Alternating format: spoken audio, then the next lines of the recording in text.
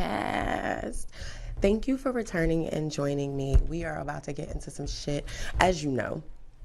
And on today's episode, I really want to talk to you about mental health. My mental health. And me awareing you of my mental health. So it's like Dimple's mental health awareness, if you will.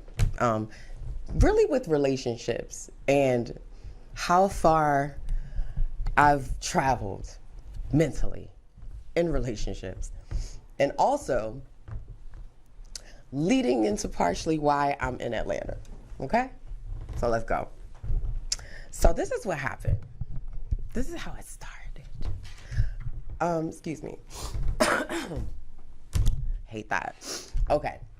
So I'm the type of person, when I get into a relationship, I'm really loyal.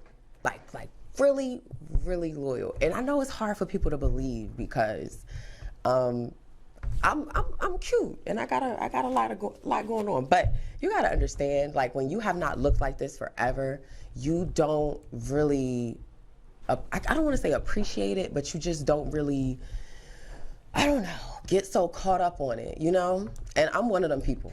So no matter what you see on the inside, I just feel like really normal and basic and regular. And I like that. I like to feel that humble. There it is. That's the word. That's the word I'm looking for. I'm humble and I'm grateful and I'm loyal.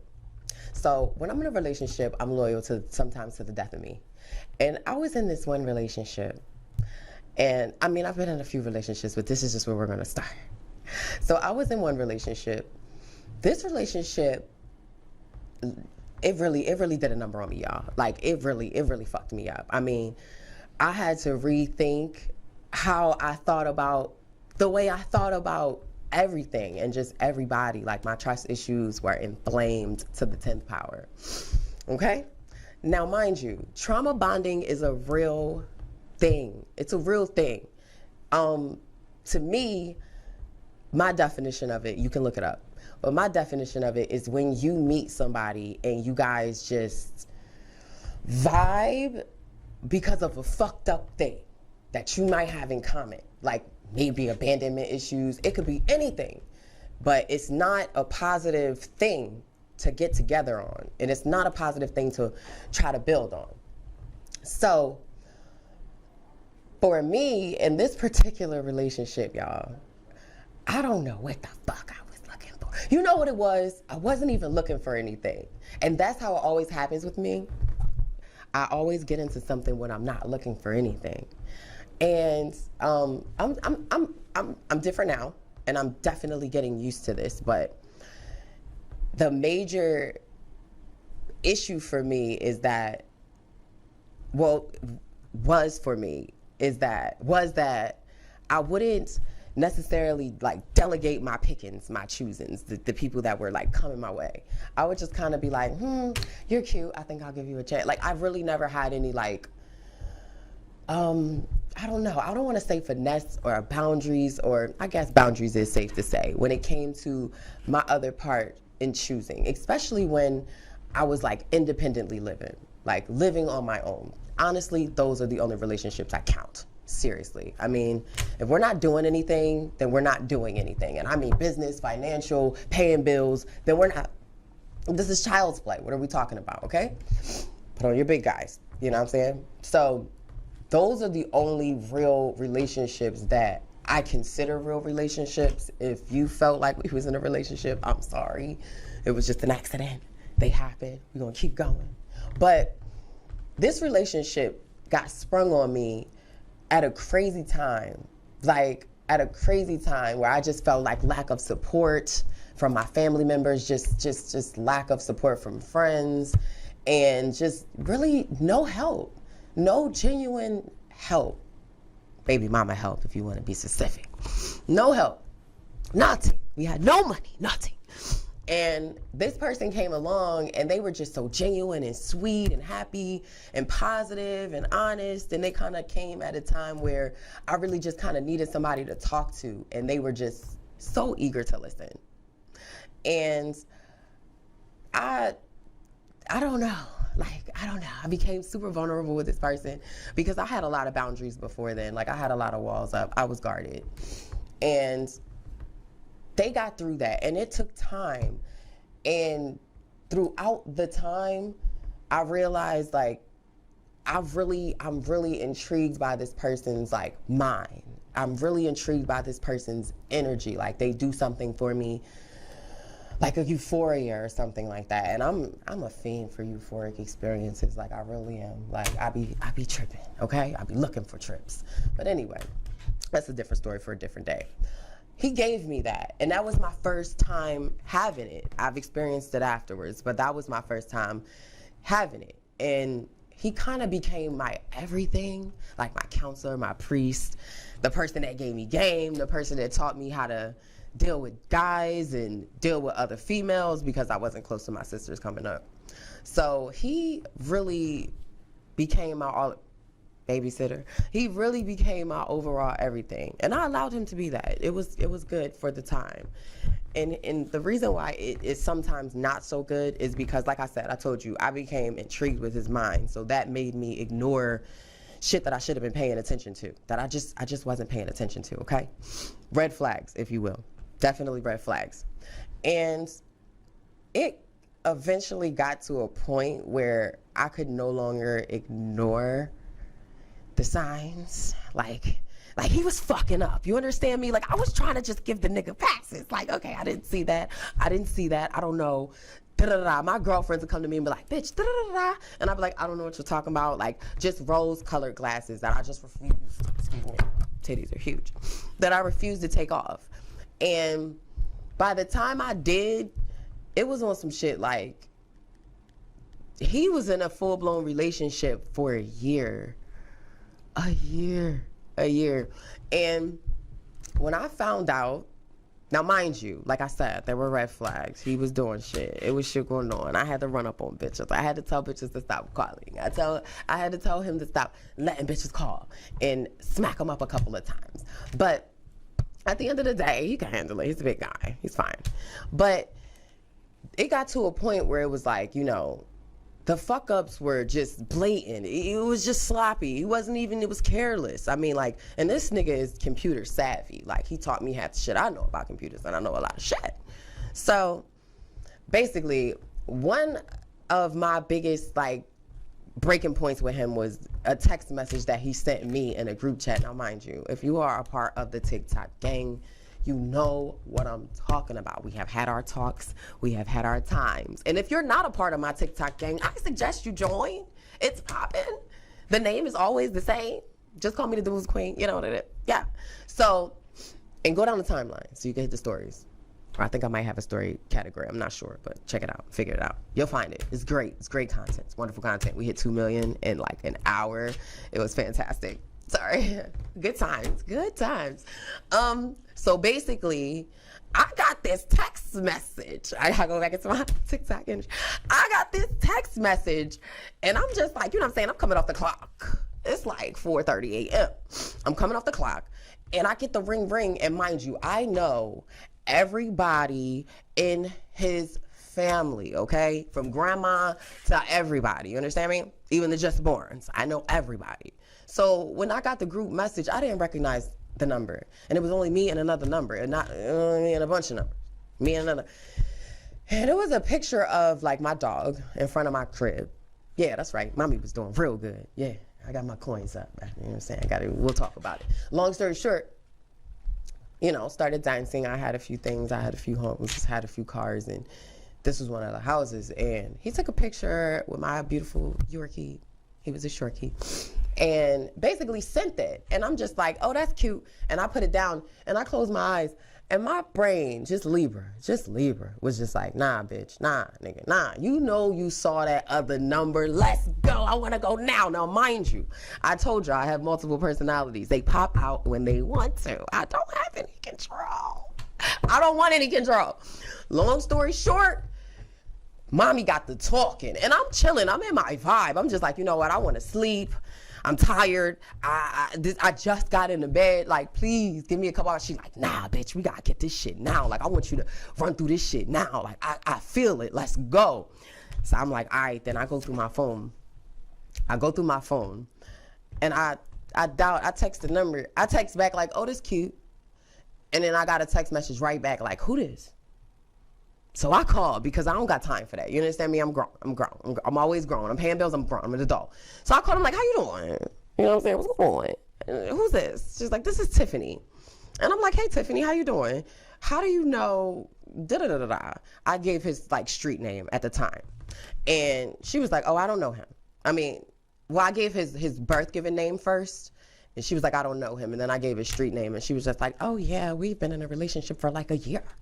So at that point, the calm personality left the motherfucking building. The calm person, she gave me like, oh, she's like, bitch, move. Let me get my hand. So I was like, okay. So I moved. I got the fuck out the way and let Sasha Fierce get at him. And like I said, baby girl is violent. Excuse me. Baby girl is violent. And she don't do too much talking. She's not as understanding as the other personalities. You gonna have to do hands and feet with me. You gonna have to, I hope them bitches work. So he's coming up the steps. I'm still got her on the phone. And he's screaming, she's lying. And she hears it. So she run tell all that shit. Fuck you talking about?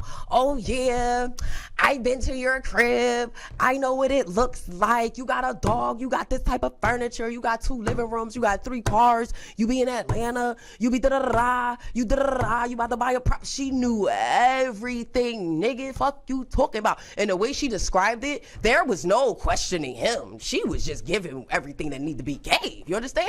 She was spilling the tea. And it was piping fucking hot, okay? It was not piss. It was not urine. She was spilling it. And I was just all so happy to, you know what I'm saying? He's trying to run up on me, but you had to do one of these. What you gonna do? Come on. D up, nigga, D up. Work for it. You know what I'm saying? So I got all the tea I needed. And then I got off the phone. And when I got off the phone, he tried to spit the whole, she, da-da-da-da-da. I'm just like, I'm gonna call my biggest fucking cousin, because she, big bitch knocking niggas out since high school. I said, I'm about to call my biggest fucking cousin. You got 2 seconds. And I start dialing the number. I only got to dial one. I always keep her on speed dial. Erica, you know I love you. Kept her on speed dial, called her. You know, she came with the blickety and the stickety.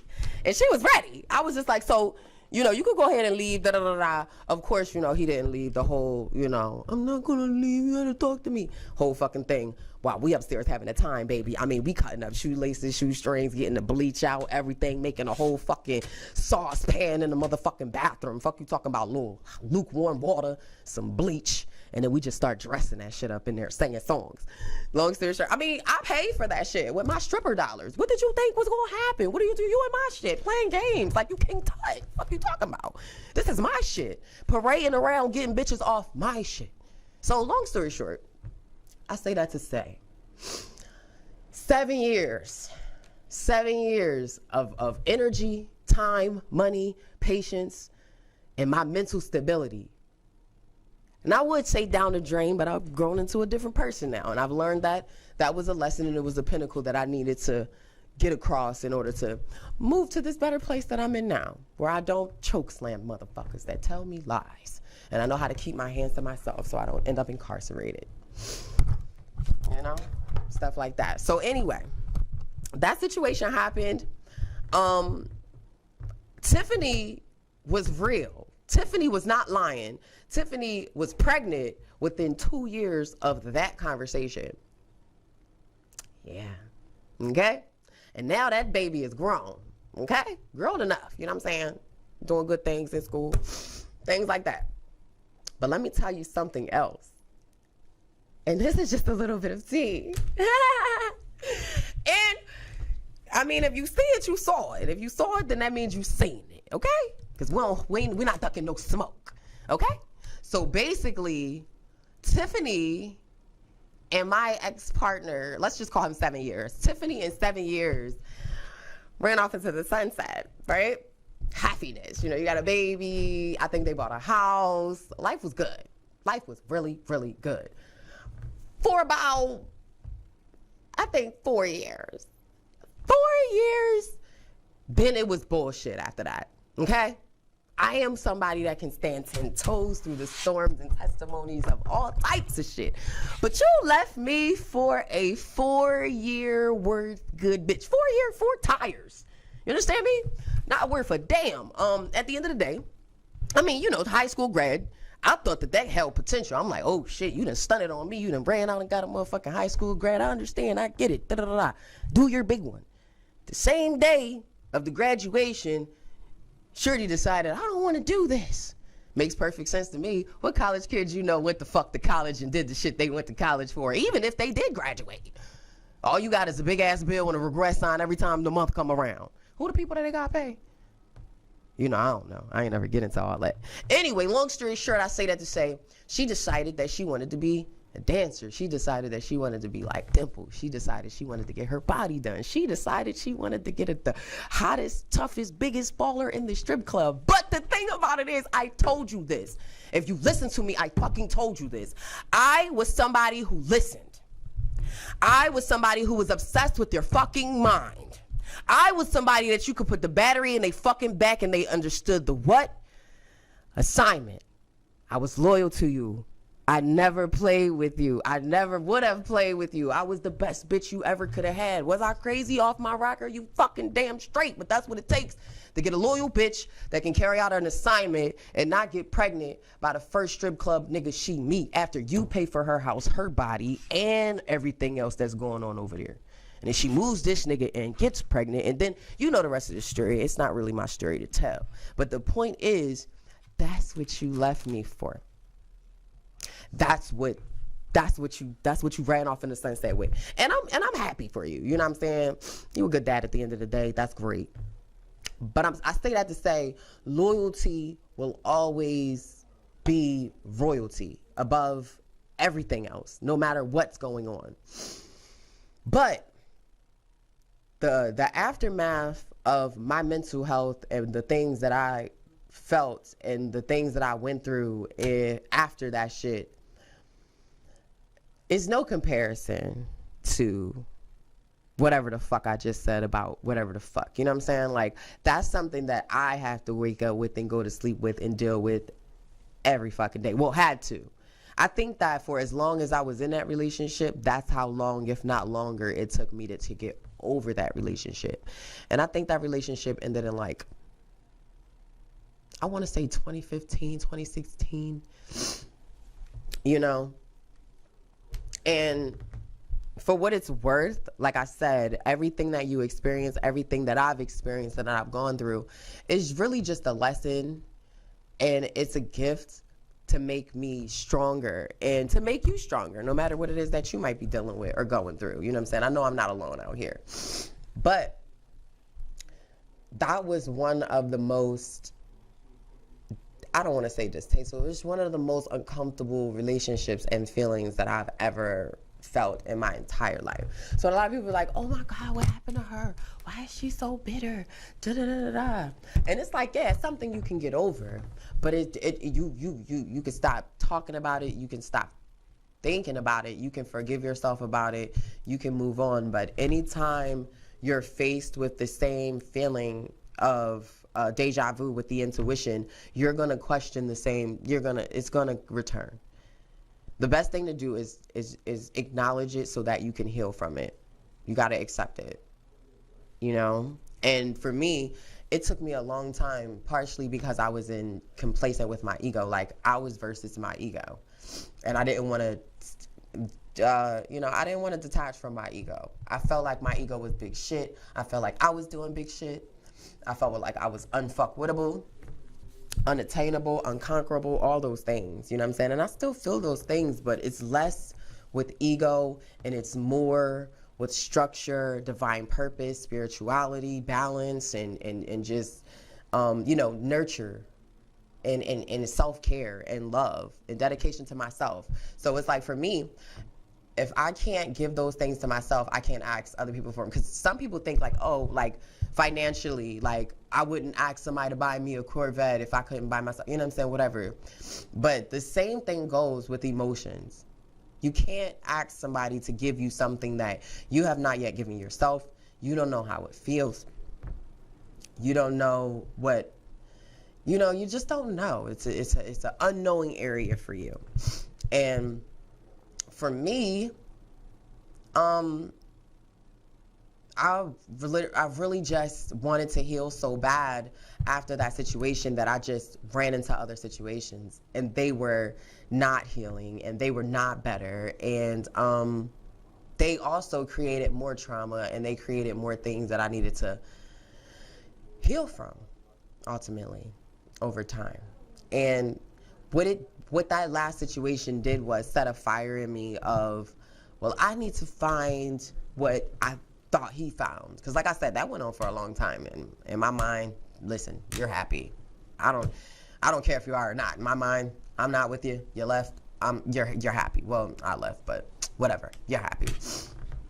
So I wanted to, it was almost like stupid, like almost in competition, almost like, not even almost, it was. But for me, it was always like something that I wanted to have. And for him, I felt like it just came so easy. So it inspired a jealousy in me. And that's when it created the competition in my mind, in my heart, in my spirit. So when I went off and I was like, I'm going to find somebody else, I kind of manifested it, if you believe in that. I manifested it, I spoke it, because I got exactly what I wanted. Like I said, I want a chef. I want somebody that can cook for me, because I want to eat gourmet meals at home, and I don't want to have to make the meals. So basically, there was a chef. We definitely don't know names, okay? We're grown. There was a chef, and he was so sweet. He was the sweetest guy in the world. He was sweet and gentle and patient, and he listened to my terrible singing, and it was awful. It was really, really bad.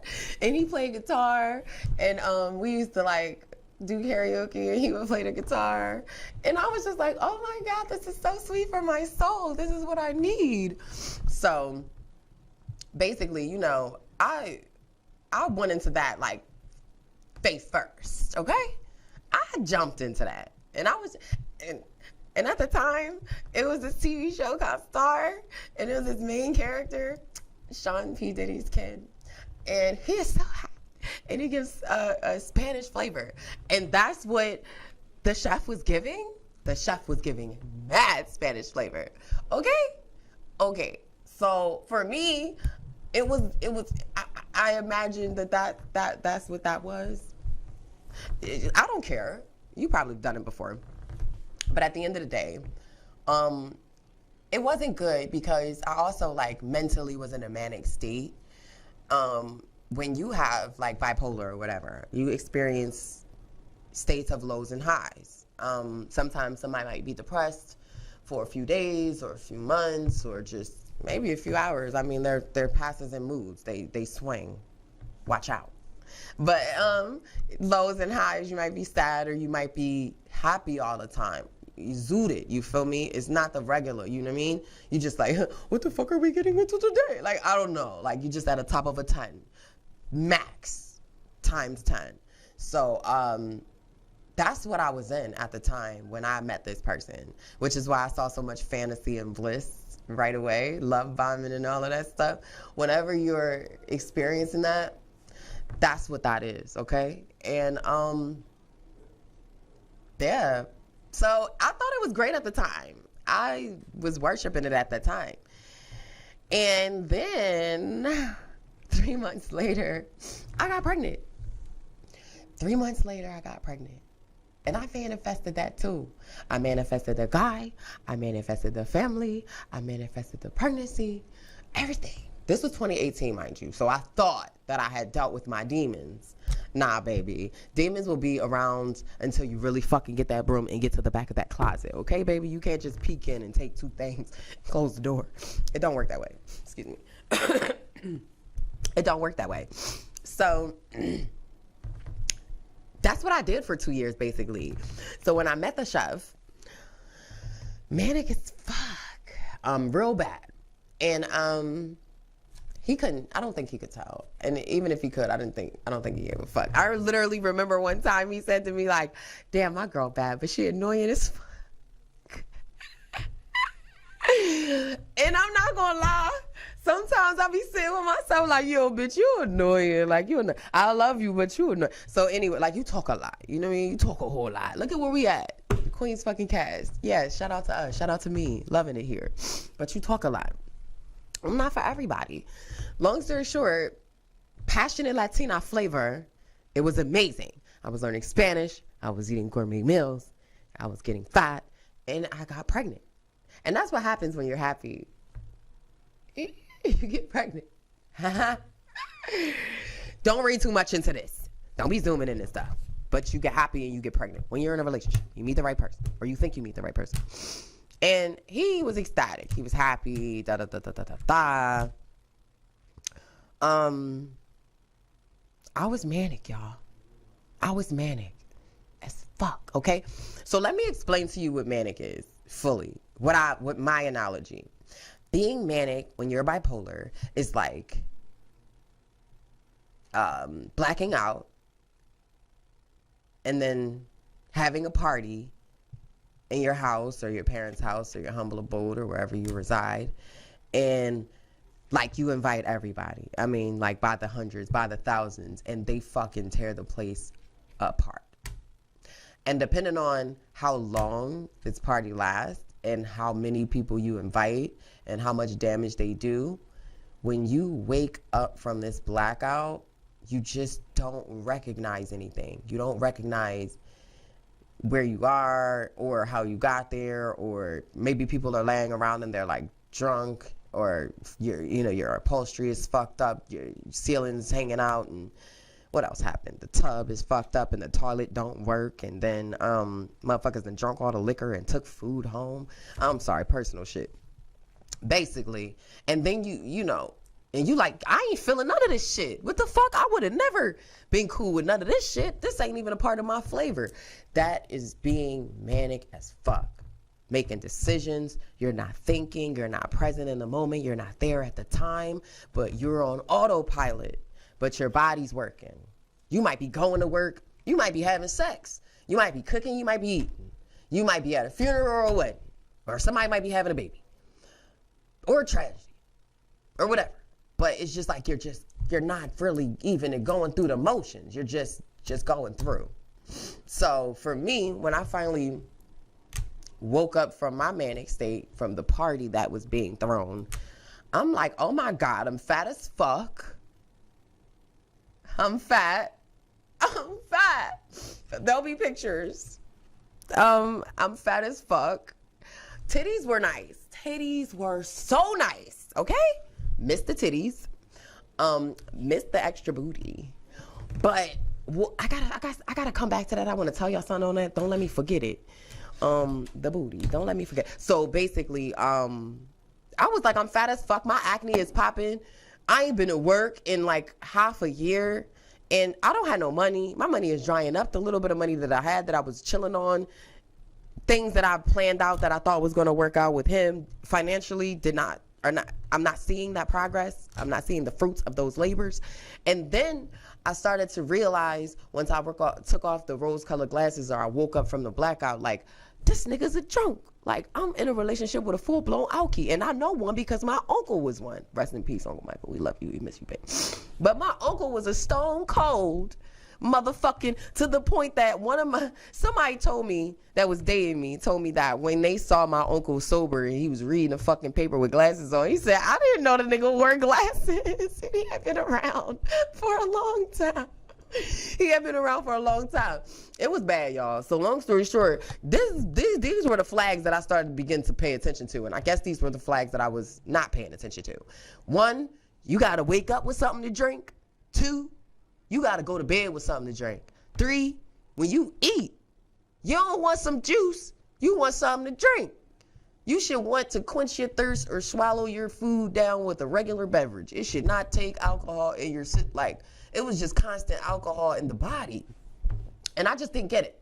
So long story short, I started asking questions and trying to get some type of order going. Like, damn, can I fix this? Can I get this organized? What can I do? Because I'm somebody, like I said, I'm loyal. When I'm in something, I'm in it. and I really try to see shit through. And this was somebody that I was like vulnerable with. I told them my deepest, darkest, everything. And I noticed that this person was doing the same shit that I just got finished telling this person was the thing that threw me over the edge in the first place. Okay? I'm talking about text messages. I'm talking about people in my shit. I'm talking about everything. You understand? The same fucking behaviors. I started seeing this repeated, repetitive pattern. And when you're trying to heal, if you're trying to heal, you start noticing shit. But I ain't start noticing this until like a couple years back when, going through this book shit. We'll get into that. Long story short, this repeated, repetitive pattern that I was experiencing. And I'm like, I don't like this whatsoever. I tried to fix the furniture. I tried to get shit together, but it just wasn't working out. Not spiritually, emotionally, physically, financially, none of that shit. Nothing was coming together. It's like sandcastles. It was like sandcastles. And once I realized that, and I was like, I'm watering a dead plant. We're not going to get anywhere. I got to a point where, mind you, I told you I was pregnant. I planned on keeping a kid. I really did. And that's the thing that makes me feel bad because, like I said, these are things that I manifested. These are things that I asked for. But I asked for them in states where I was mentally not right, in states where I was just mentally not prepared, where I was just trying to fill a void that I created, a void that I refused to pay it, like just deal with and heal on my own, because I had everything I needed inside of me to heal this void. I didn't need to go ahead and create more chaos to heal. You cannot heal with chaos. You can only create more chaos with chaos. Long story short, the thing that became like, you know what, this is my breaking point. I've had enough. I can't do this. And I've tried. I've really tried. But I'm trying with somebody who's not trying. And it was New Year's. It was New Year's. Philly, stand up. It was the year that the champions, the Philadelphia Eagles, took this shit. Quiet. It's quiet. Let it be quiet. Okay, I'm sorry. Childish shit. My childish shit. I was in Philly. Well, that's a lie. I was in a county in Pennsylvania. Philly, I love you, but I can't sleep there. You know what it is. It should be wild. Cops don't come. You know what it is. 57th Greenway, Trinity Ave. I love you. What up, Willen Avenue? What up, Willen? All right, so Southwest, baby. You know what it is.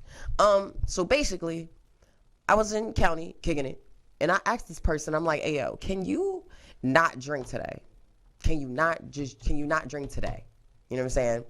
And mind you, just for a little backlog of this, I was still dancing when I met homeboy, but once the club started slowing down, because like management was doing shady shit behind the scenes. It happens in business. We won't get into it. But when they found out they about to get clipped, they started doing shady shit to like line their pockets. You know what it is. So a lot of that was going on. So everybody kind of knew that we were going to close soon, and then business was slowing down, the money was slowing down, the customers were slowing down, and the girls started trying to like find other places to work. Mind you, I was getting fat because I was fucking pregnant. So I was home. Philadelphia won, the Eagles. And I asked the person, can you not drink today? And I knew it was going to be hard because it was a game. It was New Year's, and like, what the fuck, you know? But I told him, if you can give me this one day, then I can at least have trust. And I need something to hold on to if I'm going to carry this shit out. Long story short, homeboy came home, zooted and booted. He was fucked up. And I knew he was fucked up before he came home because he had the nerve to call me. Like, Happy New Year. Oh, fucked up. Long story short, whatever. He got home. He was fucked up. And mind you, he's a chef. So his equipment consists of knives and sharp shit. And when somebody is drunk, and they are huge, bigger than me. And I usually go through a fine period where I vet people and I kind of make sure that I could beat them the fuck up before I do anything with them. Whether it be business, whether it be a lap dance, whether it be a relationship, I will size you up because I'm coming for you if you ever try to play with me. And that goes for anybody who ever tries to play with me. I'm always on go.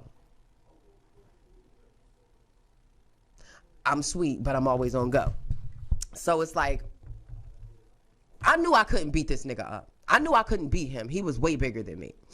So basically, I let him know, like, listen, this ain't gonna work out. Just go ahead and sleep on the couch. We'll talk about it tomorrow. And he already knew where I was going with it because we had a deep conversation about it. And I guess everything started coming back to him. So he got rattled and he got upset and he started running back and forth, marching back and forth with these knives. Fuck is you talking about? Are you kidding? You running around and you drunk with a knife? That's like running around and being drunk with a gun to me. You've really got to chill. Long story short, it was a whole lot of screaming and noise. And we was in the county. So somebody called the cops and they motherfucking came. And for domestic shit in the county, when the cops come, it's a parade. It's not one cop. It's not one car. It's like 3 paddy wagons, 6 cars, and a whole bunch of cops. So when I opened my door, it was like 14 cops at the door. And it was like, can we come in? Is everything fine? Da da da da. And I'm like, yeah, you know what I'm saying? Come on in or whatever. They was going to come in anyway because he wasn't going to shut the fuck up. He was up there making a whole bunch of noise and trying to be like the alpha. And I just can't. Anyway. They come upstairs, they get the gist of the situation, and they're just like, look, man, just let us take your knives, and, you know, everything fine, you can just sleep on the couch, da-da-da-da. We just don't want you to have the knives and be drunk and be here. And, you know, it's not safe. She's pregnant, da-da-da-da-da. Long story short, he wasn't having that shit. And he was just like, I don't even know how the fuck y'all at my house. Still just being dysfunctional, you know, just not cooperative at all. And he's from Philly, North Philly, okay? Like Logan and shit, you know what I'm saying? These niggas is dirty. I don't mean it disrespectfully. If you from Philly, you know what I mean. These niggas is grimy. You understand? That shit is whoa. You feel me? Like, they dirty. They will do you dirty. They will do you grimy. It's different. So he don't really got no pause. He don't have no chills, especially for no cops. He don't care. He'll punch a cop in the face. He didn't care. Long story short, I did, because I come from the land of peace and quiet and not resisting arrest, because we don't get arrested. Because I was county, nigga. What do you mean? Cooperative. Okay? We follow the rules. Anyway, they wanted to calm him down. He wasn't having it. So they was like, listen, you just going to have to spend the night with us. We're going to take you in. They went to go ahead and put cuffs on him. He wasn't having it. And I was scared because I seen cops working hard, and I know cops don't like to work hard. I mean, like, I saw one of them bust a sweat. It was bad. And the way my spot was set up at the time was like a loft. So it was like a straight walk across.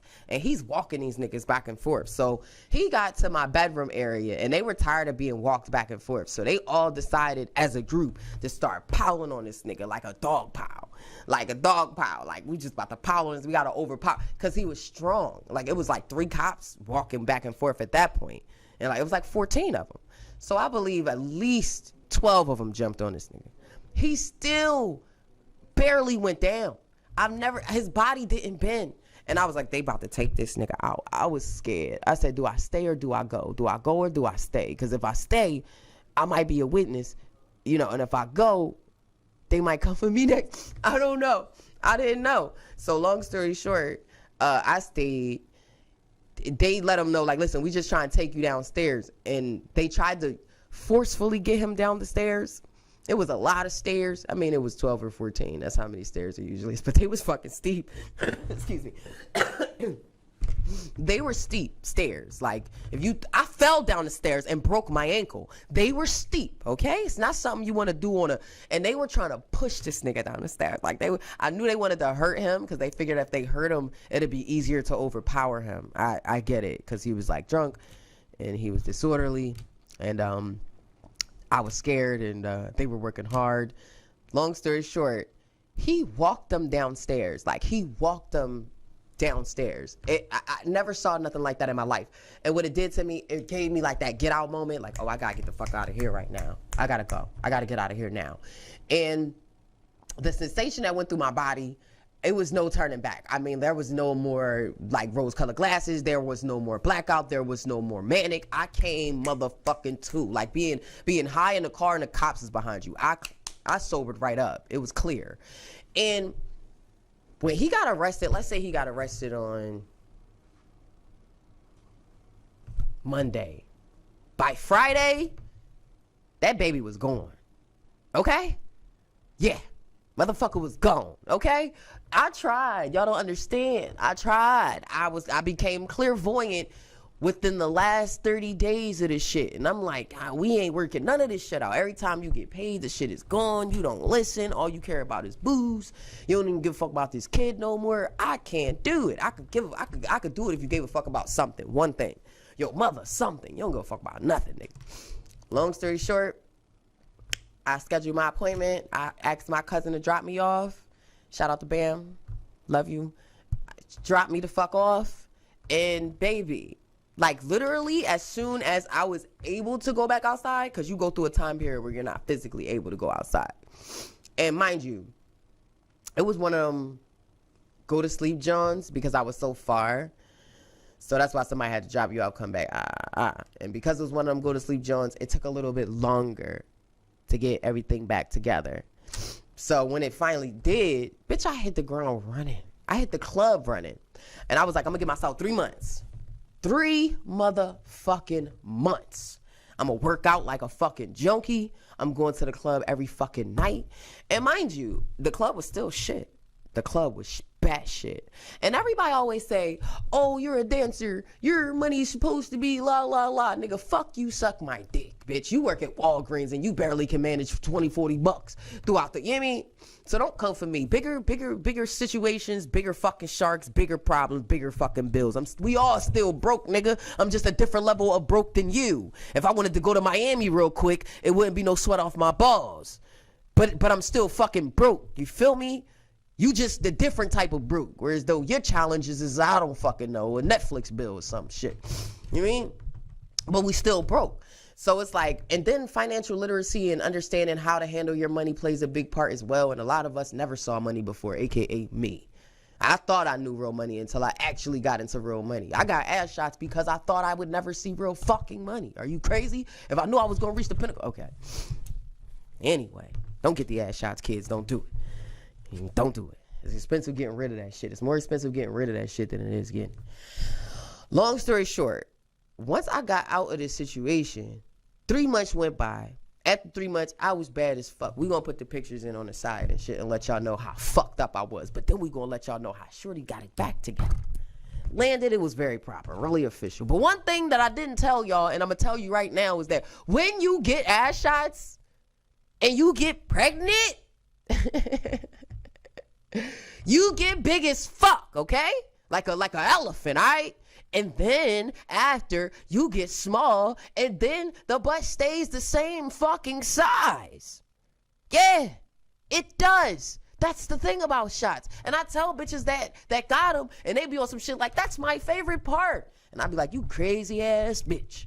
Anyway, long story short, that was another thing that I battled with, like, along with the body dysmorphia, going into my transformation out of getting everything done. But like I said, we're going to get into it. We got some shit coming up for y'all. But 3 months, bad as fuck, still broke, still fucked up, still mentally traumatized, still trust issues out the yin yang, still trying to work on me, my mental health, being strong, all this shit, a whole bunch of shit, man. It's just layers on top of layers. And like I said, if you don't heal, you'll be trying to fill a void that no matter what the fuck you throw in it, it's a black hole. Everything you need to fix it is inside. You got to sit down and chill and pause and be alone for a little bit and kick it with the voices in your fucking head. Some of them make sense. Anyway, Atlanta, love you. Home, it's my spot now. It's where we kick it. It's where we dwell. It's my dwellings. Kicking in the backyard. When I left Philly, it had a lot to do with a lot of the shit that I just told y'all. And it also had a lot to do with the fact that I just felt like I wore out my motherfucking welcome, dog. And too many motherfuckers knew my business. It's too small of a motherfucking city. And I was tired of running into me. And when I say that, I mean like reminders of the fucked up shit that I've done or the dumb choices that I've made. I hate seeing that shit walking down the street, running and bumping and talking to me. I fucking can't stand it. It make my skin crawl. I can't stand you motherfuckers. Nah, I love you, but I'm just saying, like, it's a lot of shit that I just prefer not to walk around and just wake up and see. So I like to be here. I come visit y'all, all that good shit, you know what I'm saying? But this is it for me. So 3 months later, we touched down. Matter of fact, let me give y'all the situation. When I left, I think homeboy was still booked. I don't fucking know. I don't know, and I ain't care. I had been kicking it with this shorty that I met at the club, and I told her, I said, yo, I gotta get ready to make a bid. I gotta get ready to make a run. You try and come? And she was just like, yeah, I'm definitely going out there, but I'm not ready right now and shit. She already had her own flavors going on, respectfully, but I didn't, and my sauce was drying up like 911. Bitch needed funds tonight. I did run into a nice little lick before I left. Shout out to you. Put me on a fucking map. Not enough, but a little something. Enough for me to end. So what I did was, I was like, I got $800 to my fucking name. Fuck you, suck my balls. That was enough. I Googled it. I made sure. Googled the fucking tolls. I Googled how many times I had to stop for gas, the road, everything. Then on top of that, I got saucy and like packed food. So I wouldn't even have to spend no money on no extra shit for a while. I got cool with one of the managers at one of the clubs that I was kicking it at. One of the niggas that got booted from Onyx, one of the managers. Shout out to you. Always love. And he let me know, like, I got some properties out there, so if you touch down, you know, you be cool. I said, all right, cool. But he didn't give me all the fucking information, and I'm going to tell you why. We're going to get into it. So I start my drive. I wait till 12 a.m. because I'm like, if it's 14 hours, I want to land respectfully. Maybe like 2 in the afternoon, something where I could get jiggy and have the day. So I touch down, I land. I'm on my way. I'm about to touch down. I calls the manager, and I'm like, yeah, I'm an hour away from the city. I need you to tell me what I need to do. Is somebody going to be at the crib with the keys, or do you got like a lockbox, or what's the situation? He like, oh, no, then fuck, you were supposed to get the key from me for you left. Like, now you fucked up. I'm like, I'm so mad. I just hung up on a nigga. I'm sorry. I'm so mad because nothing nice is gonna come out my mouth. Like, how the fuck did you let me miss that? After everything I told you, you let me miss that? Are you crazy? So I called the only other person at the time that I could call, and I'm so thankful for this person. He wants me to call him. He wants me to call him this, my dirty little African. That's our baby though. Shout out to you. And I'm so glad that he has that nickname because nobody knows who the fuck he is but him. So when he sees this, he'll know what I'm talking about. And he calls me his unicorn. I'm his unicorn because I'm so special and I'm majestic. And I'm just full of a whole bunch of like great shit. Anyway, I call my dirty little African, and he just said what you need. Like, you know what I'm saying? And mind you, he's not a millionaire. He's not a billionaire. He's not a fucking top ranked boss. This nigga is a worker. You know what I'm saying? Shit, me too. Fuck that. I'm not gonna keep claiming some shit that ain't claiming me back. We're workers. And he was like, what you need? I said, man, I just need the weekend, man. Cause I landed on Friday, y'all. And I said, I just need the weekend. Give me a weekend and I could fuck some shit up. Now, what I didn't know, because I was native. I think that's the right word to use. Is it native when you're not from somewhere? I don't know. I wasn't from here. So if I was, I would have known, first of all, bitch, you got to get a license to work anywhere in Atlanta. Period. Fuck you talking about. These niggas is taxing and they want yours. I don't care how you get that money. They want it and you paying it and they're going to find you. So basically, you got to go to the police station and get fingerprinted. If you don't have no record. If you do, they might book you and send you to who you belong to, nigga. Fuck out of here. Pack your bags. You're going. So you got to go to the police station. The police station is Monday through Thursday from 8 a.m. until 2:30 p.m. in case somebody needs that information. It's right by the Blue Flame, Hallowell Parkway. You ride that shit all the way down the other way. You're going to run into the police station. It's on the same block. So if you could get the Blue Flame, you could get to the motherfucking police station, okay? Yeah, man, fingerprints, all that shit. Make sure you bring your money orders. You have to have one money order for $200, and then you need another money order for, I think, $50. It's $250. Two separate money orders. They go to separate things. Make sure you get hired at the club first. That's another fucking thing that I didn't know because I wasn't from here and I didn't have nobody to ask. So we ran through that. Then when you go get the L and they give it to you, you got to give it to the club, and the club keeps it. A lot of girls don't understand that. They be mad as shit. Like, why the club got to keep my license? I just paid all this money. Bitch, because it ain't yours. It's for the club in case somebody running there, the feds running there, and they be like, I want to see licenses for all your bitches. Because they could get hit with a fine, and you could get hit with some jail time and never be allowed to work in the city of Atlanta again. Just some hood knowledge for you ladies if you need it. Link in bio. Make sure you subscribe and hit the like. Just tell a friend.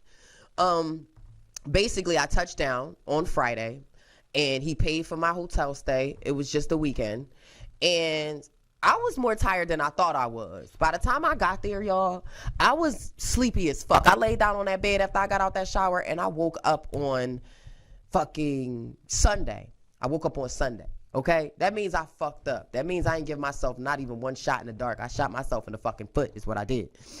And I looked at Google and I was like, what do I do? Like, where do I go? And I played a Future song. Shout out to Future. We love you, babe. We love you. It was either Future or Drake. Probably both of them niggas combined. You know how they get down.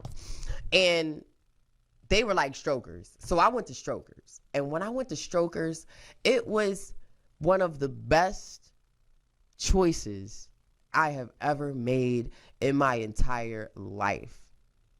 But we are running out of time. Well, we have ran out of time. Well, we are out of time. And off you fuck.